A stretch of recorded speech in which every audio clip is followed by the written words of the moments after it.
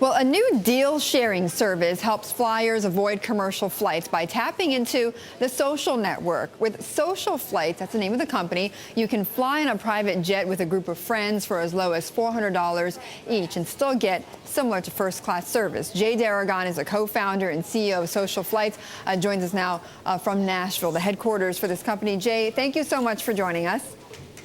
Well, thank you for inviting me, Betty. So, Jay, tell us how this works, because how is it that Twitter, Facebook, Foursquare perhaps, or other social networking sites, how did they help you be able to launch a company like this?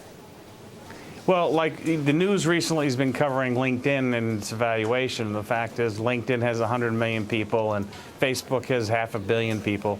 And the issue is that with social technology, people are stating their intents and their interests. So it's easy to aggregate groups of people around common interests to travel from one destination to another and then offer them a value proposition they've never had before.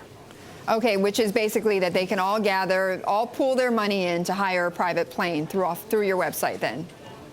That is correct. It's aggregating groups together to use a private aircraft versus the commercial abysmal mess and delays and gain higher productivity and a much better experience. And who are the customers? Who's using this?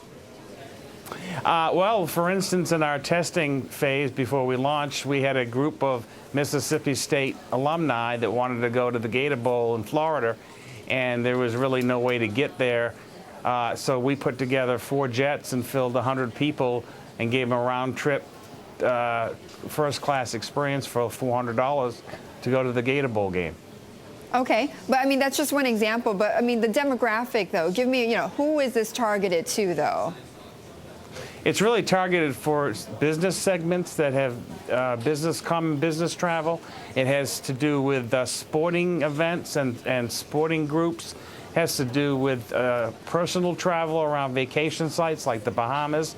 So it's really the market segmentation follows the typical travel patterns of different market segments. So it's higher end people that usually, it's either business travelers or people who are used to traveling first class. Is that what it is?